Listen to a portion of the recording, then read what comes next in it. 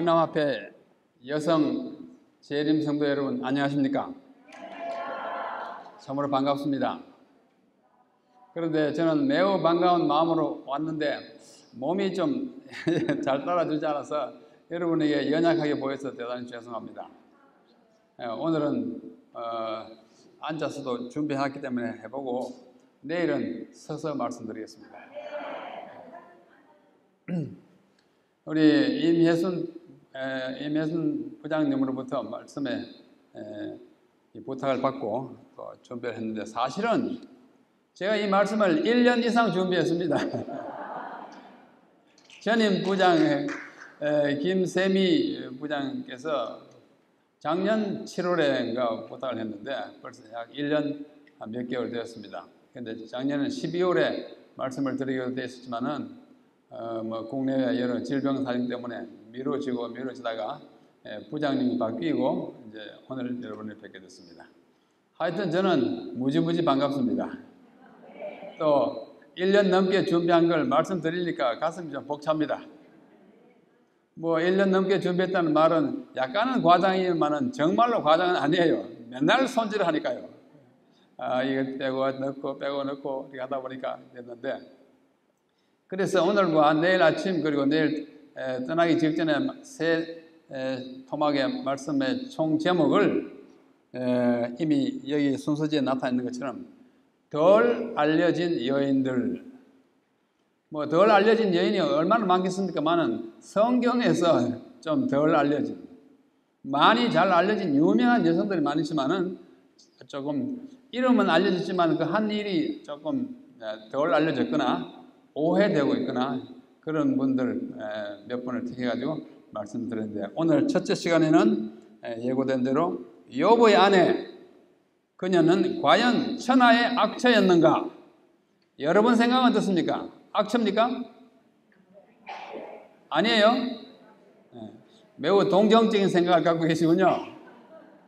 성경에 있는 것만 보면은 정말 악처입니다. 그런 악처가 세상에 별 없어요. 그러나 성경에 딱 한 절만 가지고 그의 온 생애와 그의 온 성격과 그의 온 행실을 다 판단해버리면 틀릴 수도 있어요. 그렇죠? 자, 오늘 그 문제를 함께 생각하고 연구하고자 합니다.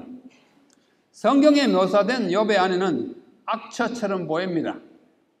욥의 아내는 일반적으로 생각하듯이 치욕의 전당, 영어로 hall of shame, 그 맨 아래줄에 나옵니다만 hall of fame과 반대되는 말로 hall of shame, hall이라는 말은 in hall, 전당, 치욕의 전당의 인물일까, 맨 밑에 있는 것처럼 명예의 전당의 인물일까 보는 것입니다. 그런데 성경에 소위 사람들이 악녀 또는 악처라고 하는 사람이 네 사람이 있어요. 사람들이 말하기를 그 중에 하나는 누구예요? 이세벨.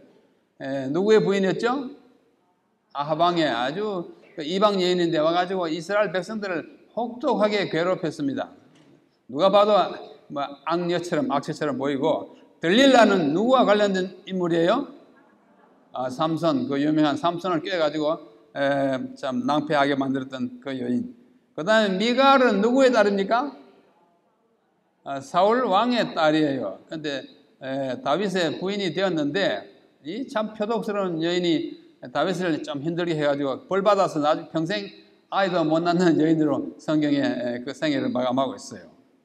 그 다음에 욥의 아내예요. 그야말로 이 네 악녀 중에 한 사람이 욥의 아내일까 생각해 봅니다.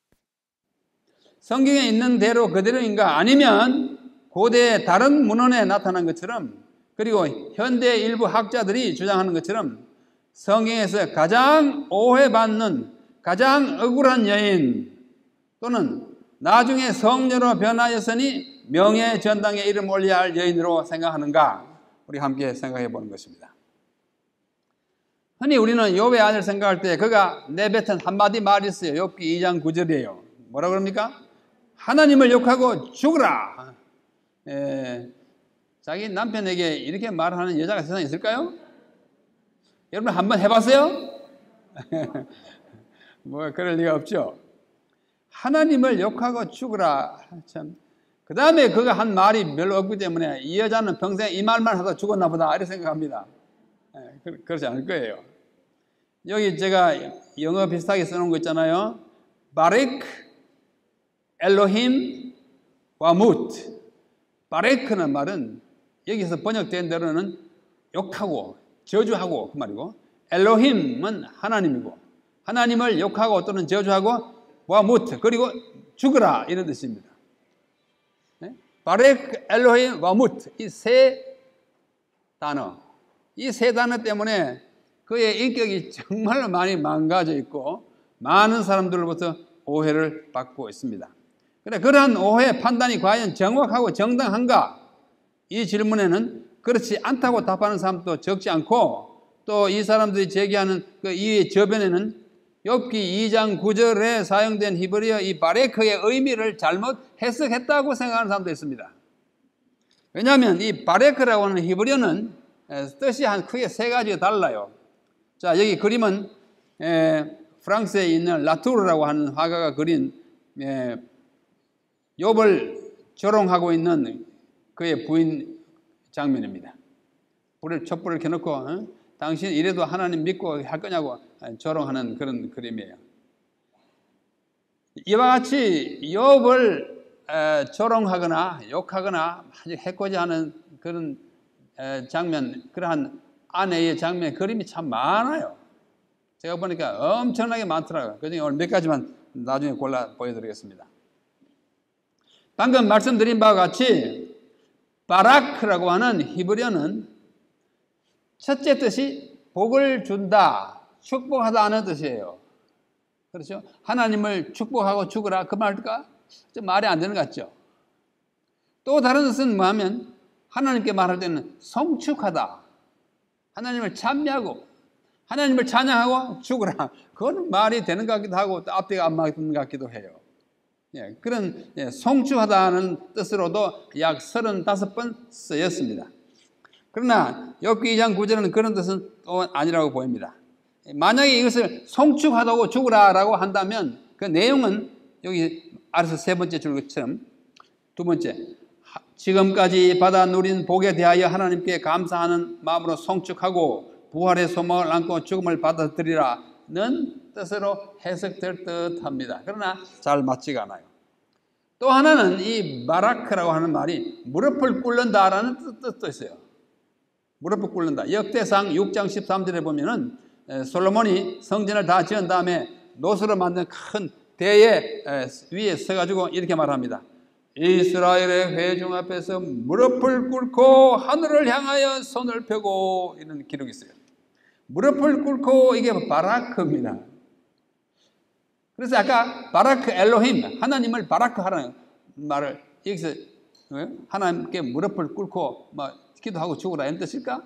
그것도 잘 맞지 않습니다. 잘 맞지가 않아요. 근데 또 다른 뜻이 하나 더 있어요. 그게 뭐냐면은 반어법으로 쓰이는 경우에 바라크입니다. 똑같은 바라크인데 축복하다의 전혀 반대. 반어법 아시죠? 여러분, 내가 너를 사랑한다 하면 사랑하는 거잖아요. 그런데 억양을 이상하게 넣고 야, 내 너 사랑한다 이러면 사랑하는 거예요? 너 사랑을 그래 원하는 애 사랑한다고 해줄게 뭐 그런 거예요. 사랑하지 않는 거예요. 그건 반어법이 있어요. 그래서 욥기 1장 10절로 11절에는 사탄이 하는 말에 바라크가 2번 사용됐습니다. 10절에서는 복되게 하다, 복주다라는 의미로 사용되었고 11절에는 그 반대의 뜻인 욕하다라는 의미로 사용되었습니다. 그래서 그 성경 본문을 읽으면 욥기 1장 10절로 11절이에요.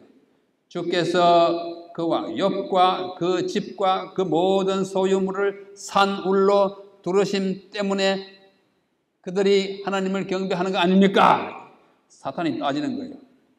주께서 그 손으로 하는 바를 복되게 하셨기 때문에 그렇게 하는 겁니다. 그러나 그의 소유물을 다 쳐보십시오. 그러시면 정녕 대면하여 주를 욕하리이다. 여기 복되게 하다도 바라크고 욕할 것입니다 하는 것도 바라크예요. 참 외국어로 된 말을 우리말로 바로 번역하는 건 때때로 오해를 많이 낳습니다. 그래서 바로 이 바라크가 욥기에서 그렇게 우리에게 어려움을 주는 것입니다.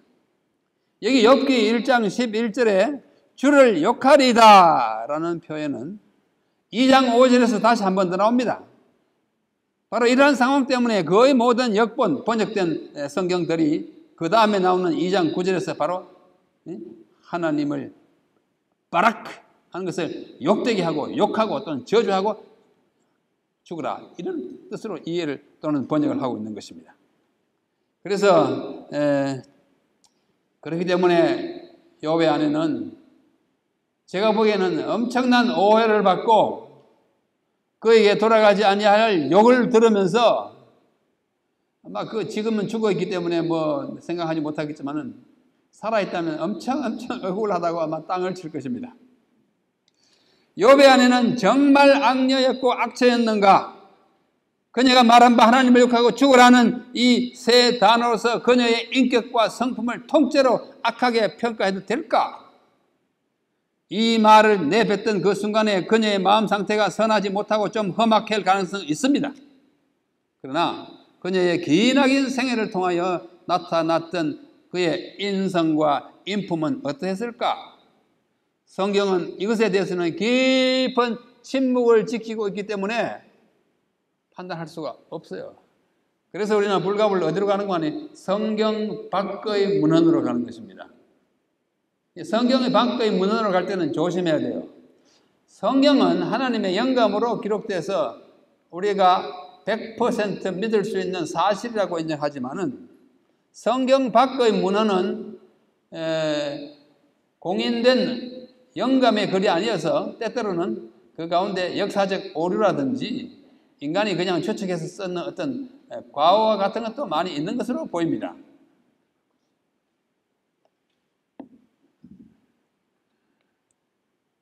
감사합니다. 그래서 우리가 그의 긴 생애를 기록한 또 다른 문헌에 우리가 좀 의지할 수밖에 없습니다. 자, 여기 또 하나의 그림이 있습니다. 욥이 온몸에 헌대를 앓으면서 고통을 받고 있어요. 근데 욥의 아내가 옆에 와서 당신 도대체 뭐 하고 있냐? 이렇게 막 좀 뭐랄까 야유하는 듯한 표정을 짓고 있습니다. 아마 이랬을 거예요. 언젠가는 한때는. 또 보십시오. 이건 그 유명한 독일의 화가 알브레히트 듀rer 여러분 기도하는 손 그림 있잖아요. 그 유명한 그것을 그린 화가가 듀러예요. 그가 그린 욥과 욥의 아내의 그림입니다. 똑같은 그림이고 오른쪽 것은 좀 확대한 것이죠. 자, 지금 욥의 아내가 욥에게 뭐 하고 있습니까? 등목 목욕시키고 있죠. 그랬으면 어쩌면 좋겠어요. 욥에다가 말이야, 당신 뭐 하냐고 말. 물벼락을 내리는 거예요. 이렇게 모욕을 주고 어렵게 한데 욥의 표정을 보십시오. 당신이 난 그러라, 난 어쩔 수 없다 하고 포기하고 있는 모습이 아닌가 보입니다. 또 다른 그림 보십시오. 그 오른쪽에 있는 그 그림의 설명이 있듯이 Job on the dung heap insulted by his wife. 욥이 그의 아내의 모욕을 받으면서 dung heap 뭐야? 똥무더기에 올라 앉아 있다는 거예요. 그 누렇게 보이잖아요. 다리에 묻은 거 보십시오. 성경은 거름터에 누워 있다 그렇게 말씀합니다. 이렇게 모욕을 당하면서 그가 살만한 의욕이 있었을까 참 의심스럽습니다. 자, 이제는 성경 이외의 문헌에서 욥의 아내가 어떤 인품을 가지고 어떤 행실을 했는지 우리가 알 수 있는 데까지 한번 살펴보겠습니다. 성경 이외의 문헌들 중에서 욥의 아내에 관한 사항들을 가장 많이 포함하고 있는 문서는 두 가지예요. 하나는 히브리 말로 디브레이 이욥, 디브레이 이욥이라는 말은 욥 전기라는 뜻입니다. 전기. 사람의 일생을 쓰는 그 기록을 전기라고 하지 않습니까? 또는 자기가 썼으면 자서전 그러고 욥의 전기라고 하는 외경이 있고요. 또 하나는 욥의 유언이라고 하는 위경이 있습니다. 잠깐 용어를 설명해 드리면 외경은 상당한 내용의 신빙성을 인정받지만 영감받은 것은 아니라고 생각되어서 성경의 영감된 책을 고를 때에 포함될 듯 하다가 제외된 책들이에요. 그래서 상당한 역사성은 있다고 보입니다. 그건 외경이고, 위경은 어떤 인물에 대하여 어떤 역사에 대하여 쓸 때에 막 자기의 생각을 집어넣어가지고 창작을 만드는 거예요. 역사적 진실성이 많이 결여되어 있어요. 그래서 사실 아니에요. 예를 들면 이사야의 성천이라는 위경이 있습니다. 마치 자기가 이사야인 것처럼 써있는데 그 기록 연대는 이사야로부터 한 500년 후의 기록이에요. 그러면서 자기가 이사야가 직접 쓰는 것처럼 쓰되 이사야가 하늘을 올라가서 뭐 1청천, 2청천 저기 구중궁굴에 막 대문 하나씩 열고 들어가서 마침내 하나님을 만났다. 뭐 이런 식으로 글 쓰는데 이걸 갖다 위경, 위자가 뭡니까? 가짜잖아요. 위패, 가짜 경전이에요. 그래서 이 가짜 경전의 이름은 욥의 유언입니다. 욥의 유언은 욥이 쓴 거 아니에요. 누군가 썼는데 욥의 유언처럼 쓴 것입니다. 그러나 이러한 글들에 거품까지 다 걷어내고 가짜, 더한 거, 추측, 상상 다 걷어내고 아주 마지막 남는 그 뼈, 진실, 그런 뭔가 있을 거라고요. 사람들 자꾸 막 덧붙였어요, 그러지.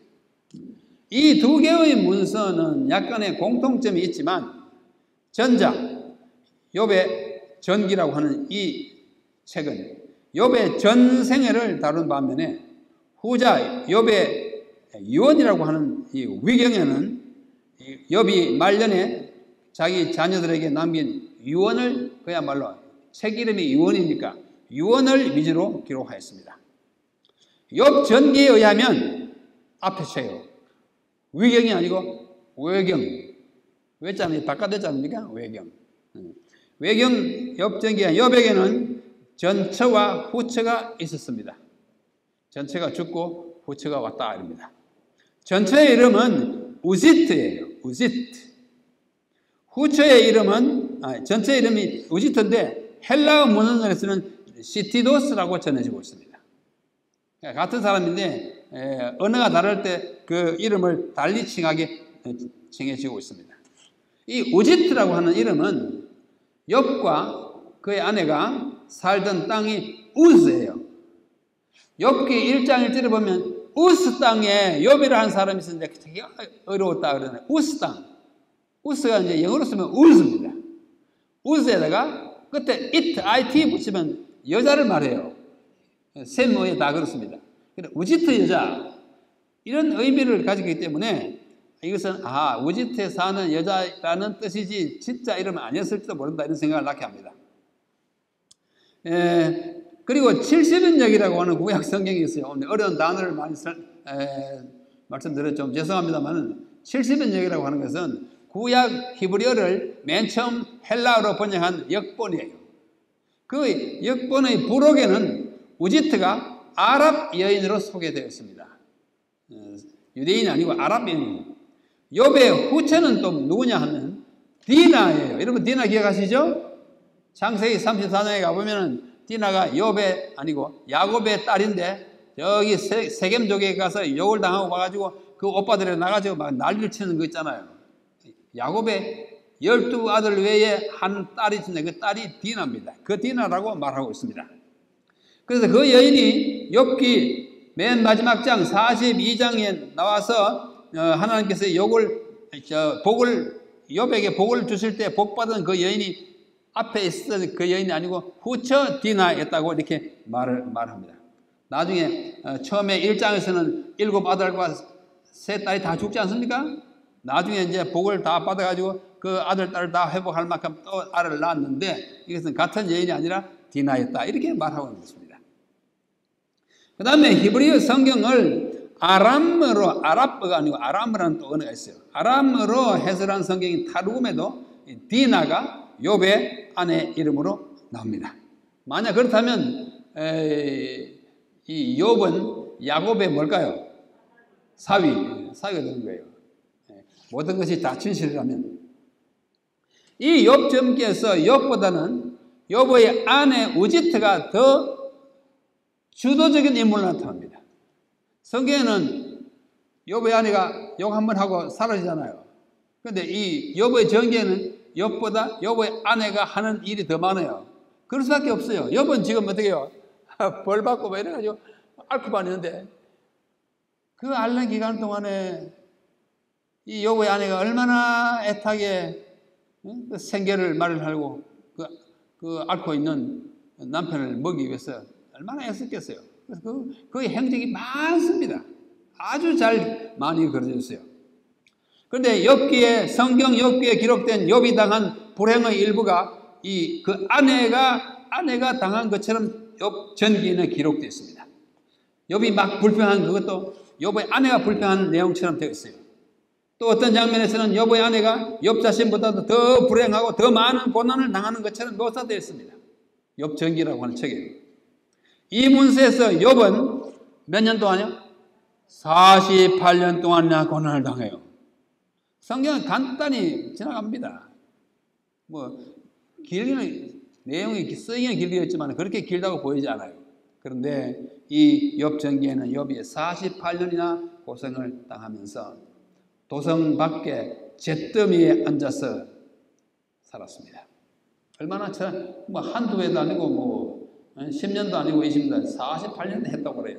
이 기간 동안에 욥의 아내 우지트는 생계를 꾸려가느라고 온갖 고생을 다 한 것으로 기록되어 있습니다.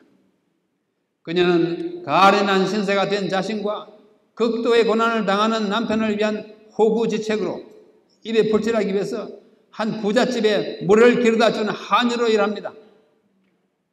참 아픈 경험이에요. 또 양식이 떨어졌을 때는 시장 바닥으로 나가서 떡 장사에 떡을 구걸해서 갖다가 욥을 먹였어요. 그 욥 전기에 의하면 사탄이 등장해요. 욥기에도 사탄이 등장하잖아요. 욥기 1장에 보면. 사탄은 욥을 핍박한 것과 마찬가지로 우지트, 그 부인 우지트에게도 많은 괴로움을 안겨줍니다. 그 욥의 전기 22장으로부터 25장에 자세히 기록되어 있어요. 사탄은 그녀가 우지트가 시장으로 나가서 떡을 구걸하는 것을 알고 사탄이 자기 자신을 떡장사로 가장합니다. 그는 그녀에게 말합니다. 떡장사로 변장해가지고 우지트야, 너 머리카락을 잘라가지고 오면 내가 너에게 먹을 떡을 줄게. 떡 3덩어리 줄게. 3일분을 줄게 라고 말합니다. 그러자 우지트는 혼잣말로 이렇게 중을 걸었습니다. 내 남편이 굶어 죽어가는데 이 머리카락이 나에게 무슨 소용이 있다.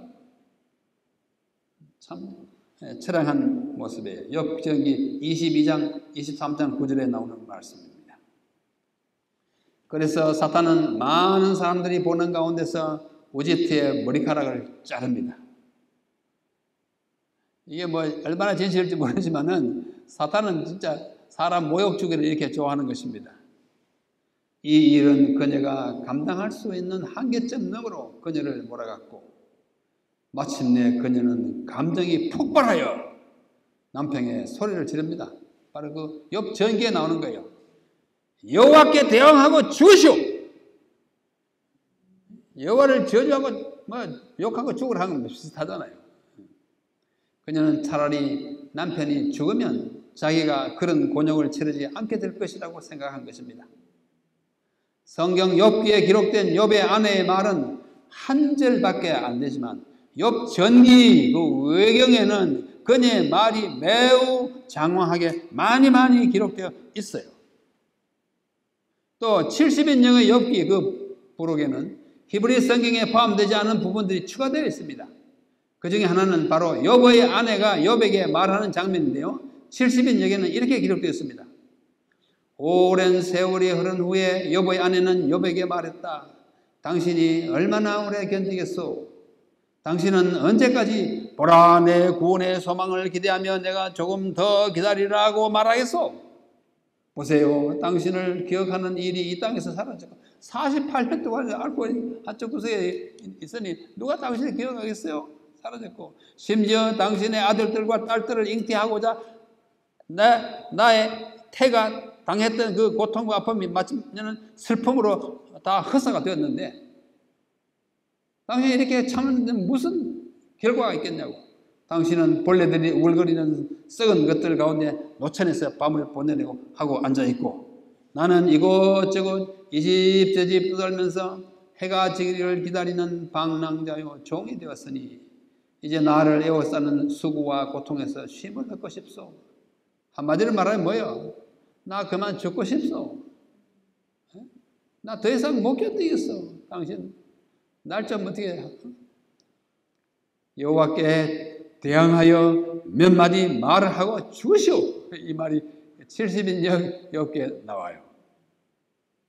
여기서 우리는 70인 역과 욥전기 앞에 말했던 욥전기 사이에 약간의 공통점이 있음을 발견하게 되는데 그것은 여호와께 대항하라는 표현입니다. 여기도 나오고 저기도 나와요. 대항하라.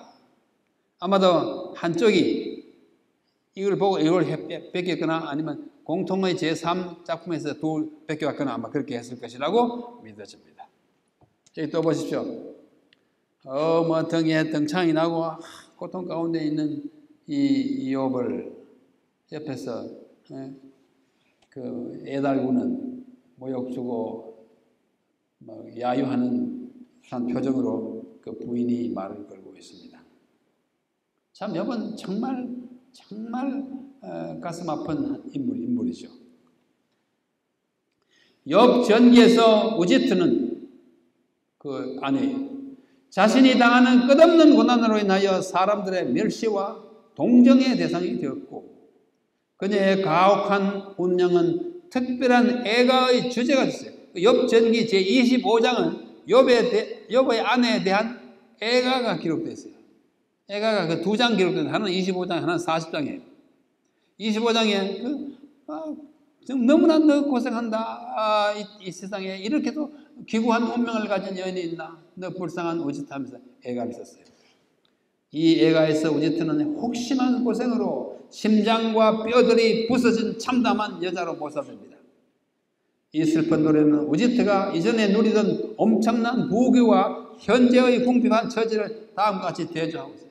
전에 그렇게도 참 호화롭게 살던 너가 이렇게도 비참하게 되었느냐 이런 노래가 나와요. 25장에. 자, 25장 1절로 6절. 이 사람이 욥의 아내 우지트라는 사실에 놀라지 않을 자 누구일까? 한때 그녀는 14개의 커튼이 달린 가마를 타고 다녔으나 휘황찬란한 가마를 타고 다녔으나 지금은 그녀는 머리카락을 잘라서 떡과 바꾸는구나. 보라, 황금의 선조, 황금을 하는 이렇게 세공하는 그 세공 기술 이름을 하나가 선조예요. 선조 세공으로 장식된 세마포에 쌓여있던 자가 지금은 넝마를 걸치고 머리카락을 팔아서 떡을 사는구나. 욥의 아내를 애타게 정말 묘사하는 애가 한 장면입니다. 어떤 사람이 그린 그림이에요. 뭐 현대화가 그린 것이지만 욥의 아내. 밑에 괄호 속에 영어로 뭐라고 했어요? Deep grief. 아주 깊은 슬픔. 인간이 바닥으로 내려갈 수 있는 극한의 슬픔을 당한 여인의 모습으로 그리고 있습니다. 설명 안 해도 이 그림을 보면 정말 고통스럽구나, 슬프구나, 비에 휩싸여 있구나 이런 느낌을 자아내는 그림입니다. 그 후에 우지트는 자신과 남편의 입에 풀칠을 하기 위해 중노동을 하지 않으면 안 되었다. 39장에 나와요. 욥의 친구들이 그에게 문하나로 왔을 때, 욥에 보면 문하나로 오지 않습니까? 뭐 엘리바스, 소발과 빌닷 오지 않습니까? 그 친구들이 왔을 때 그녀는 집이 무너져서 자녀들 위에 덮어져 있는 그 생매장 당한 현장을 파서 아이를 막 끌어내고자. 자기는 못 끌어내니까 욥의 친구들이 이제 병문안 와가지고 있으니까 우리 아이들이 아이들에게 집이 무너져가지고 다 죽었잖아요. 그건 성경에도 그렇게 돼 있어요. 근데 이거 막 좀 집을 들어내고 아이들 시체라도 좀 파내달라고 하니까 욥이 뭐라고 그랬어요? 욥은 그렇게 하지 말라고 합니다. 죽은 아이들은 이미 천국으로 갔기 때문에 시체를 파낼 필요가 없다는 것이었다. 이거는 우리가 이제 성경의 사후관과 다른 장면이죠. 우리는 아이들이 죽는다고 해서 천국에 바로 갔다고 믿지 않고 주님 오실 때까지 묻혀서 기다린다고 하는데, 욥은, 그러니까 욥 전기에 나오는 욥의 사상은 성경의 이 사후관과 달라요. 이 말을 들은 욥의 친구들은 욥이 귀신 들렸다고 생각했다. 파묻혀 있으면 파내야지. 그게 보통 상식인데 파내지 못하니까 욥이 아마 이상하다고. 가련한 우지트는 그녀가 전에 일하던 곳으로 품삯을 받으러 갑니다. 품삯 못 받은 집에 가서 품삯을 받으러 갔다가 그 집에 있는 외양간에서 막 급사해요. 너무 고통스러워서 거기서 쓰러져가지고 죽어버렸습니다. 죽은 것으로 나옵니다. 여기 비스듬히 누워있는 오른쪽에 욥이고, 가운데 욥의 부인이 처량하게 내려다보고, 멀리서 문명원 세 친구 빌닷과 소발과 엘리바스가 정말 침통한 표정으로 이 친구를 바라보는 장면입니다. 우지트가 죽었어요. 뭐 받으러 갔다가? 품삯 받으러 갔다가 그냥 외양간에서 쓰러져 죽었어요. 비참한 운명의 여인입니다. 그가 죽자 평소에 그녀가 행한 많은 선행들이 알려졌다. 그 때문에 그녀는 많은 사람의 칭송을 받았고, 그 도성의 가난한 자들은 그녀를 심히 애도하면서 또 애가를 부릅니다. 두 번째 애가예요. 아까 25장, 이번에 40장이에요. 이건 마치 도르가의 죽은 장면을 연상시킵니다. 도르가 적자 많은 사람들이 그가 살았을 때 한 선행을 맞서 이야기해주고 막 울었지 않습니까? 그 비슷한 장면. 우지트가 죽은 후에 욥은 디나에게 새 장가를 들었다. 욥 전기에 나오는 이야기입니다. 이 문서에 의하면 욥은 에서의 후손이고, 욥은 에서의 후손이고, 디나는 야곱의 딸이니까 에서와 야곱은 쌍둥이 형제였죠. 근데 에서는 에돔 족속으로 돼가지고 이방화했고, 야곱은 12형제를 낳고 해가지고 이제 나중에 정말 유다 지파를 이루고 하나님의 택한 백성의 그 계통이 됐지 않습니까? 그래서 욥은 에서의 후손이었으나 디나는 존귀한 집안인 야곱 가문의 출신이었다. 그 책에 의하면 그래요. 디나는 욥에게 7 아들과 3 딸을 낳아줬다라고 그 욥 전기에 기록이 되어 있습니다. 한편 욥 전기는 욥의 딸들에게 특별한 지위를 부여합니다. 이것도 재밌어요. 성경 욥기에는 모든 땅에서 욥의 딸들처럼 아리따운 여자가 없었더라. 그들의 아버지가 그들에게 그들의 오라비들처럼 기업을 주었더라. 이렇게만 기록되고 끝이에요. 욥기 42장이 맨 마지막 장이잖아요. 그러나 성경 밖의 외경인 욥 전기에는 욥이 그의 재산을 아들들에게만 나눠주고, 그 때문에 딸들이 매우 불만스러워서 아버지에게 와서 불평을 만들어 놓습니다. 딸들이 와가지고 우리의 목도 막 달라고 때를 쓰니까 욥이 말하기를, 얘들아, 너희들은 세계의 황금 상자 속에 감춰져 있는 특별한 유산을 받을 것이니 염려하지 말라고 위로합니다. 그러나서 욥은 그 상자들을 열어가지고 수가 놓여져 있는 띠 3개를 끄집어내서 그 아이들에게 나눠줍니다. 그 띠들은 햇빛처럼 강한 광채를 발하고 있다고 45장에 나타냈습니다. 욥은 딸들에게 보증하기를 이 특별한 장신구는 띠니까요, 그들의 삶을 더 좋게 해줄 것이고 남자들을 무서워할 필요가 없게 해줄 것이고 호신용, 또 어떤 원수도 생기지 않게 해줄 것이라고 약속합니다. 그러면서 덧붙여 말하기를, 이 분깃은, 이 몫은, 내가 너희들이 주는 이 분깃, 유산은 아들들이 받은 분깃보다 더 귀한 것이다. 왜냐하면 이것은 천국에서 온 것이기 때문이다 라고 덧붙여서 말을 합니다. 그래야 딸들이 그 띠를 받아서 허리에다 찼어요. 착용했더니 즉시 효과가 나타났어요. 좀 미신적이죠. 그래서 이 성경에 들어오지 못했어요. 그러나 이제 바깥 이야기예요. 맏딸 여미마, 성경에 여미마 나옵니다. 맏딸 여미마, 그시야, 게른하폭 세 자매가 나옵니다. 맏딸 여미마는 천사의 언어로 천사처럼 노래하는 재능을 가지고 발휘했고, 둘째 딸 그시야는 천국에서 일어나는 일들을 찬양하는 노래 솜씨를 가졌고, 셋째 딸 게른하폭은 그룹 천사의 언어를 구사하는 아주 특별한 재능을 받았다고 48장 49장에 말하고 있습니다. 욥의 생애가 끝날 무렵 그는 자기에게 일어난 모든 일들을 아들들과 딸들에게 이야기해 주었고, 그렇게 함으로써 이 문서를 읽는 독자들도 그가 첫 아내 우짓와 함께 겪었던 일들을 알게 되었습니다. 욥은 여미마에게 수금을 타라고 일렀고, 그 딸들이요, 그시야에게는 향로를 들어달라고 했고, 게른하폭에게는 북을 쳐달라고 부탁합니다. 오직 딸들, 아들 다 재워놓고 딸 셋만이 욥의 영혼을 취하러 온 빛의 병거를 볼 수 있는 특권을 누렸고, 그 병거가 하늘로 올라갈 때 이 세 딸이 노래로서 전송하는 장면 52장으로 끝납니다. 좀 황당하죠? 많이 황당해요.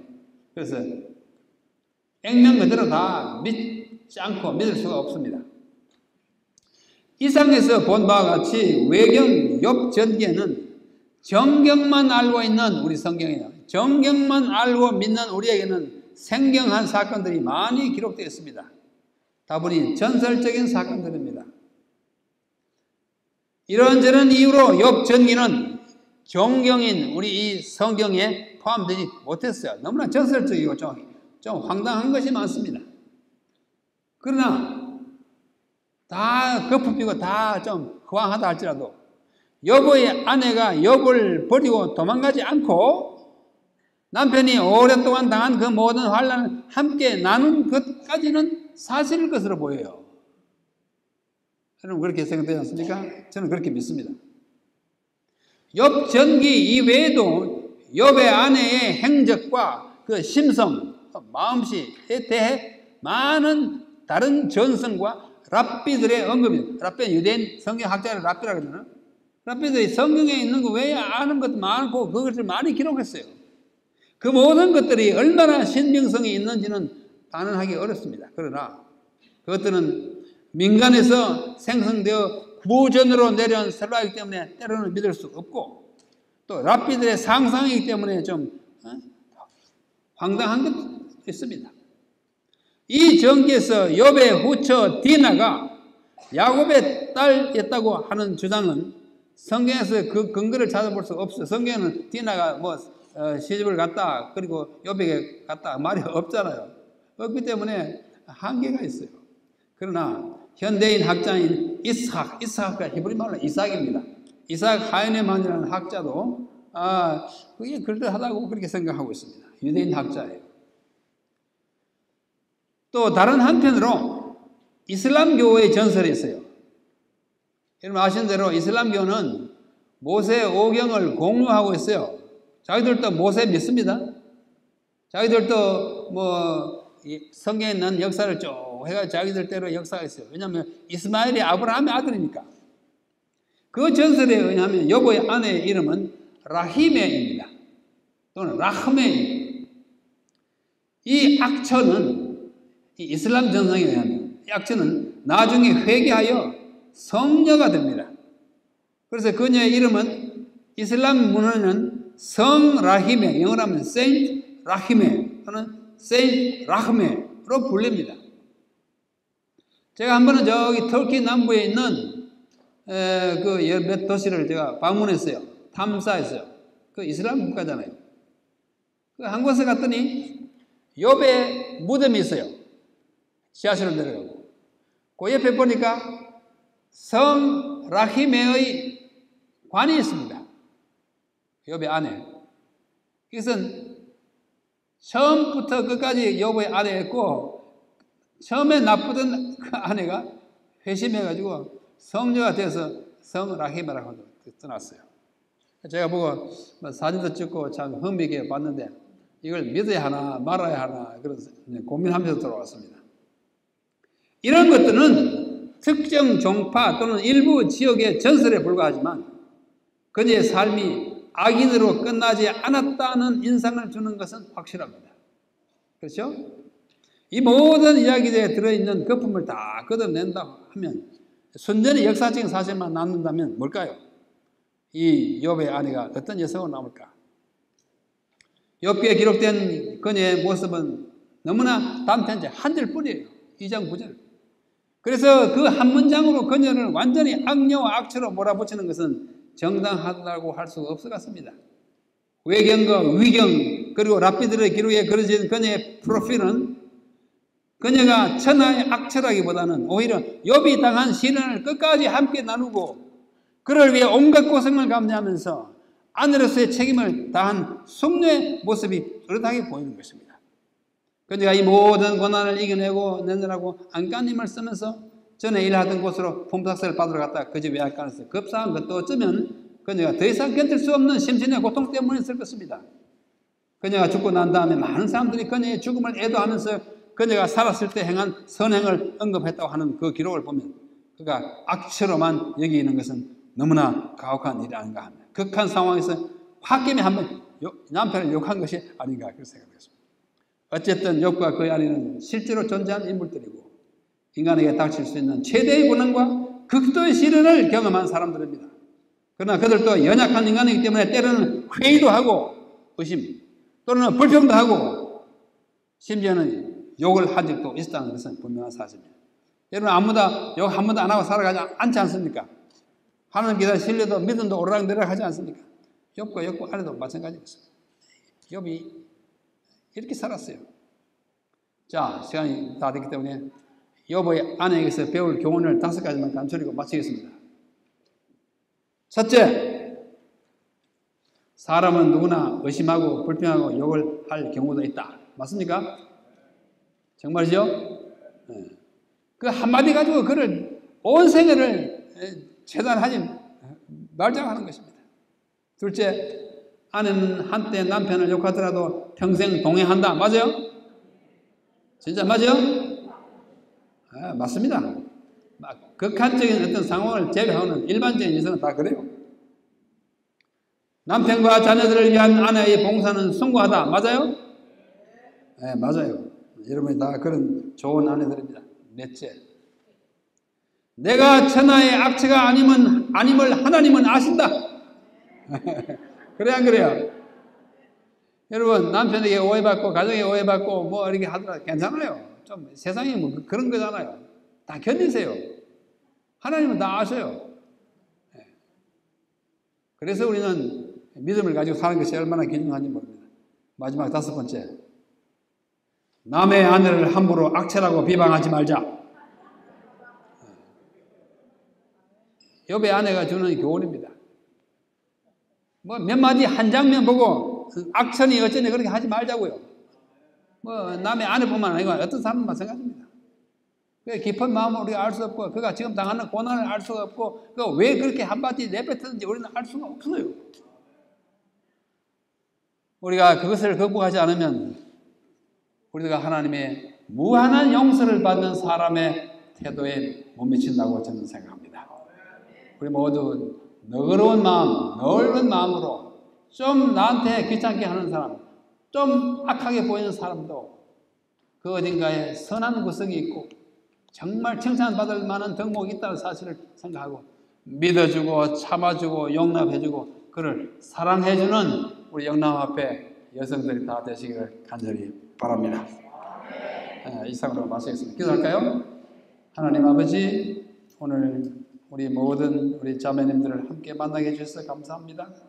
주님의 따님들이고 우리 모두의 자매들이 우리 주님 여기 머무는 1박 2일 동안 우리에게 큰 은혜를 베풀어 주시옵시고 우리가 살아가면서 얻은 많은 은혜에 감사하는 사람이 되게 하시며 더욱더 한 계단 높은 경지에 이르는 믿음을 또 그 믿음에 대한 새로운 결심을 가지고 헤어지는 이번 성회가 영성 수련회가 되게 하여 주시옵소서. 두고 온 가정의 모든 가족들을 이 밤에도 지켜주셨고 오늘 이 동산에 우리 함께 먹을 때 기쁨과 행복이 충만하게 하여 주시옵기를 예수님의 이름으로 간절히 기도하옵나이다. 아멘.